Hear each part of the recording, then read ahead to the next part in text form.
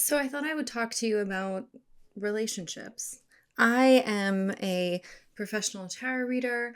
I've been reading tarot for clients for over a decade now, and a large portion of the readings that I give have to do with relationships. And it makes total sense because relationships dominate our lives. I mean, relationships decide our day to day happiness, our wealth, where we live, how we feel, what our future looks like. Um, and yet they're so messy and they're so complicated. And I think that's the beauty in relationships, but it's also something that we have to actively work to understand. I like to tell my clients a lot that none of us came out of the womb knowing how to be in a relationship. None of us. Everything that you see and you see in other people when it comes to relationships is something that we had to learn. Either we learned from our parents or other role models, or it's something that we had to learn for ourselves. And so when people come to me for a tarot reading specifically about relationships, they're in the state of wanting to learn and wanting to understand. Because if we can understand something, then we can process it, then we know what to do next with it. And what I love about tarot is it can get so spiritually deep, and sometimes because of the artwork, because of the archetypes, it allows us to bypass the emotional mess in our minds and just see things so clearly. So today I thought I would just give a reading. I think I'm going to shuffle this deck, and whatever card comes up is going to be the topic that I'm going to talk about in the context of relationships. And then I'm just going to pull some more cards to see what wisdom and insight tarot has to say about that topic. So, let's see what comes up today. I got the Five of Swords. This is the card about conflict. And if you look at the artwork here, you see this group of people that have just had a fight, and the guy in the foreground, he's got all the swords, so he's clearly the winner, and the people in the background are limping away. But he doesn't look very happy. You know, he's got the scowl on his face, and even though he's won the fight, he's won the conflict, he hasn't really won what he wanted, or maybe he didn't actually win in the long term. So the Five of Swords is about the conflicts in our lives that aren't necessarily easy resolved, or there isn't very much a resolution or a clear winner, because just because you win something doesn't mean you actually win. I think for those of you that have been married for a long time, there's this saying, like pick your battles, win the war kind of thing. Just because you might have gotten the last word, or just because you might have won the fight, did it make your relationship better? Did it make your partner love you more? Did it make you happier? And if the answer is no, then what was the point of winning the fight? What was the point of winning that conflict? All right, so what about conflicts should we talk about today? So the first part is the Three of Pentacles. This is about collaboration and learning. So sometimes conflict can lead to collaboration. Sometimes conflict can be very healthy. Oops, I'm dropping cards here. Sometimes conflict can be very healthy, and it leads people to teach and learn more about each other and show someone, hey, this is how you do it, or this is how we can work on this. Sometimes conflict can be a gateway to deepening our understanding, deepening our connection. I think when conflict and collaboration is done right, we can avoid the sour loser effect in our relationships. What else about conflict? Maybe the question, what happens when conflict is done wrong? Okay, the card I got is the Eight of Swords. Now, if you look at this image, we see a woman. She's blindfolded. She's bound to a tree. She's very restricted, and she's got all these swords like around her, blocking her. And in tarot, art is very symbolic. So the blindfold over her eye really represents her inability to see around her, her inability to see the situation. So this is a kind of interesting compare and contrast here. When we have conflict that adds to our confusion, that limits our sight, we become bound and constrained and locked. And so the conflict doesn't matter if you're the winner, doesn't matter if you're the loser. It restrains you, it constrains you, it pulls you in, it almost keeps you in a constant battle. How do we get out of there? That's going to be my next question. But not all conflict is bad. Sometimes conflict and fighting, when done well, when done from a place of I want to collaborate, I want to understand, I want to solve the problem together, let's work together, I really want to know what the problem is so I can fix it, then that takes on a completely different attitude in relationships. So the question that I want to ask is, how do I get out of, or how do I solve when I'm stuck in the fight and I'm in the Eight of Swords position, I'm blindfolded, I'm bound to the tree, I'm constrained. How do I get out of here? How do I get out of that? What's the first step that I can do to get out of this? Walk away. I got the Eight of Cups. This is literally walk away. We see a figure who has their back turned and they're walking away from the viewer and they're going on a break. They're taking a hike.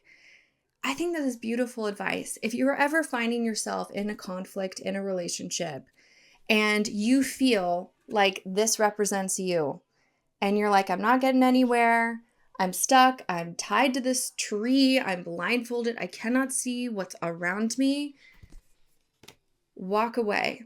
You can either go for a temporary walk, like just go for a walk around the block, or you can go for a more permanent walk, like walk out of the relationship.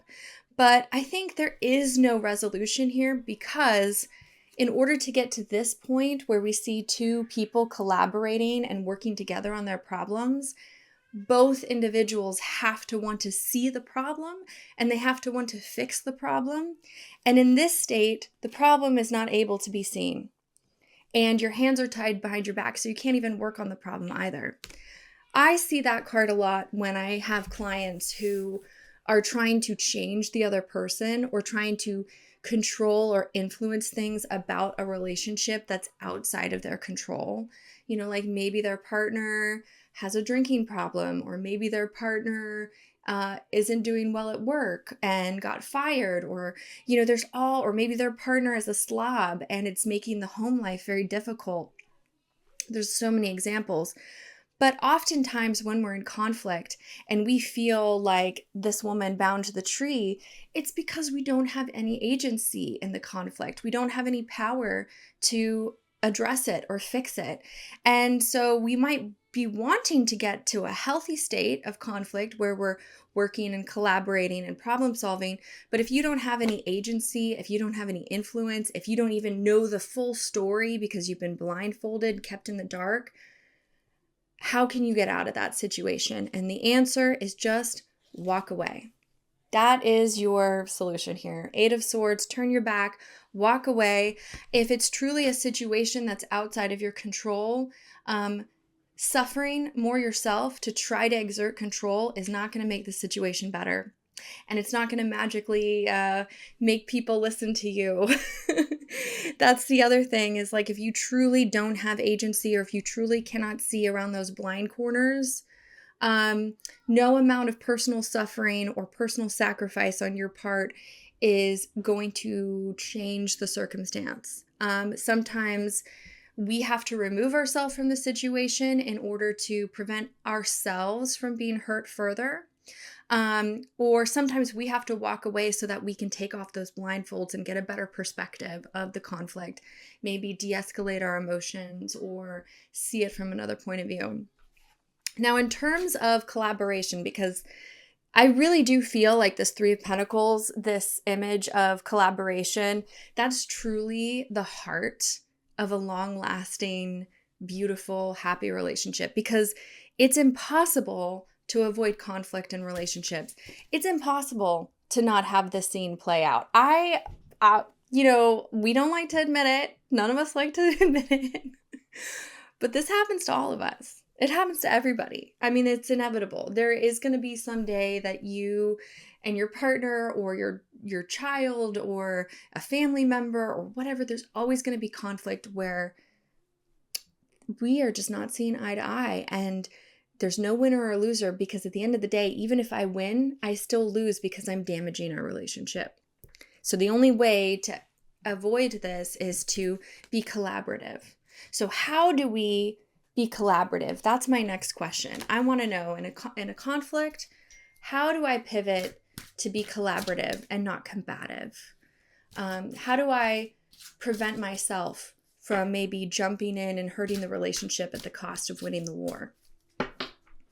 So the card that I got, this is fantastic. This is the Four of Pentacles.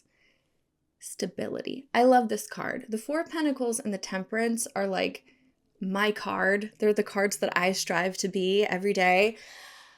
I interpret the Four of Pentacles as stability. They're like the roots under your tree. It's like being grounded. Often this card is interpreted as greed, but I do not interpret it upright that way.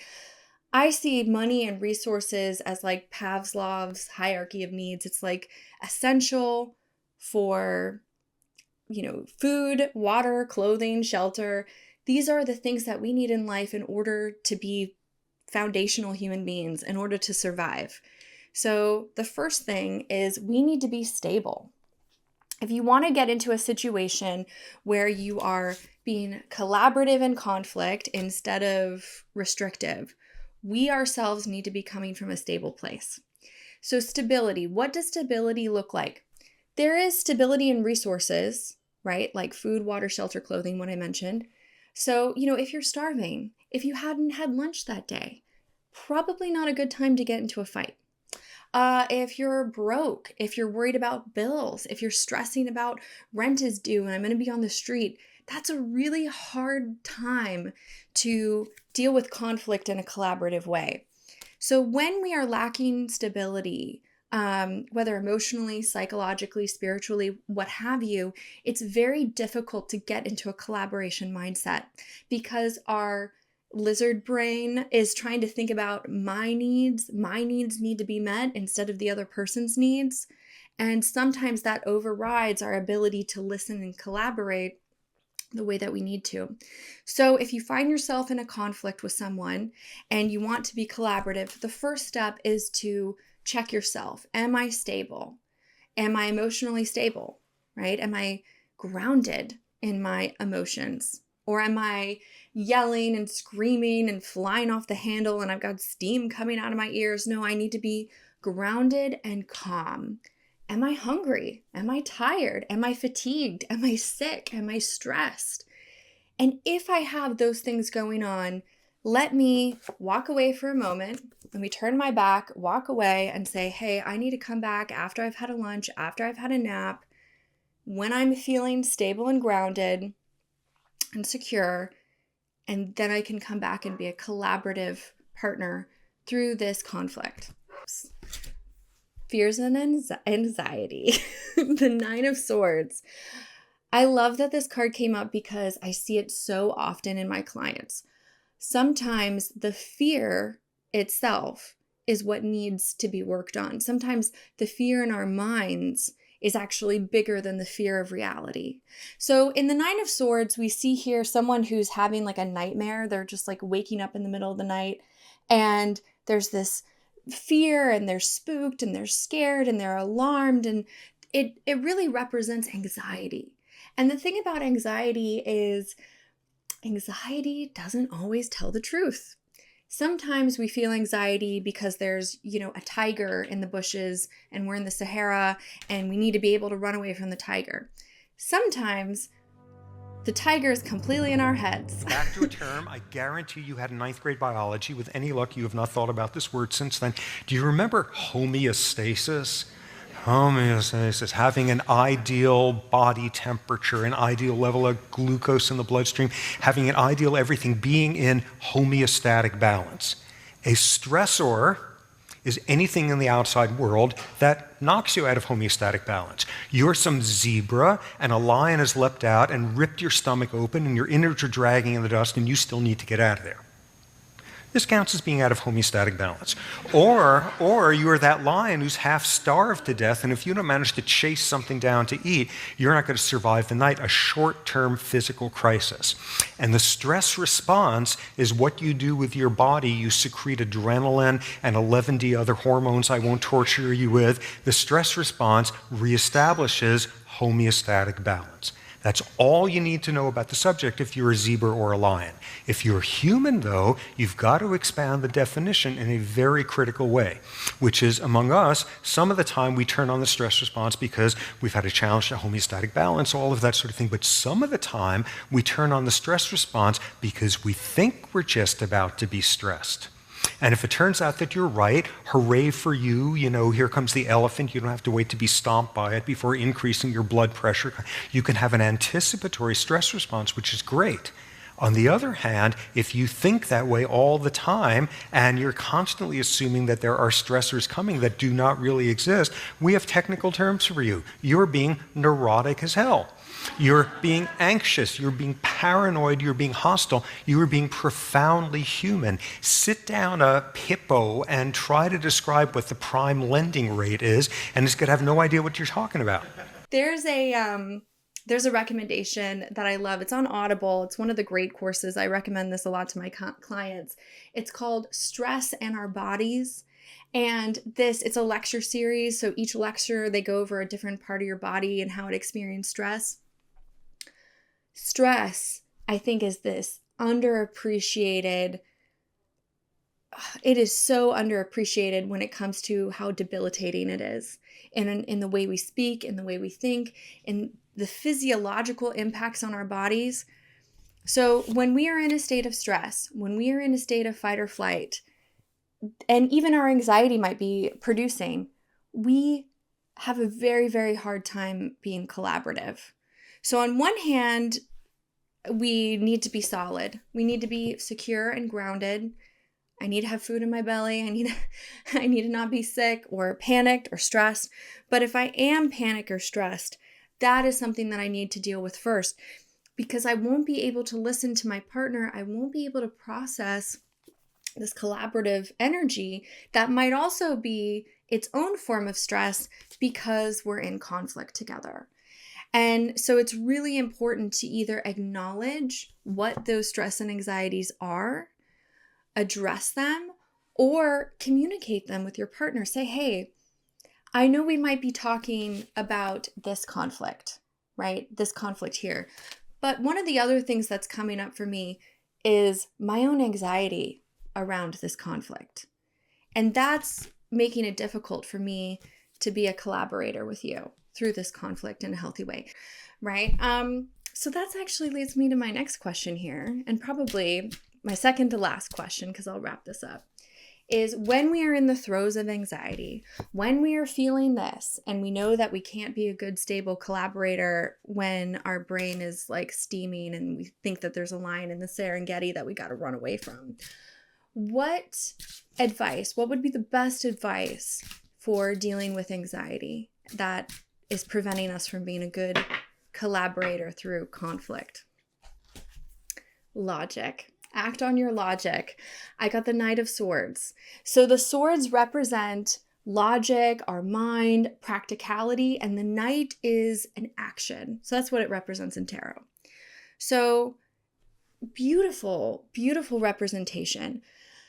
Sometimes when I mentioned earlier, just because we have anxiety doesn't mean that the anxiety is telling us the truth. Sometimes it's literally just we're making the monsters in our mind. We're making something up in our mind.